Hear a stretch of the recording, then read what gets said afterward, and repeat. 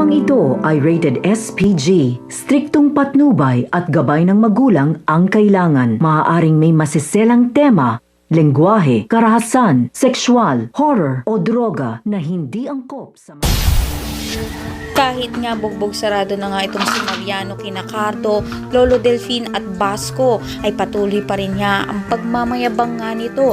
Pinipigilan na nga lang sila nito ni Roxanne at General Olegario upang tantanan na nga itong ang peking presidente na si Mariano. Tinutukan naman ito ng baril ni Cardo itong ang si Ellen dahil isa pangaraw ito sa nagpahirap nga sa kanila. Kaya naman nagpaliwanag itong ang si Ellen at sinabi niya nga dito na sasabihin niya na nga ang katotohanan at alam nga niya kung sino ang tunay na pumaslang dito nga sa anak nito ni Padua.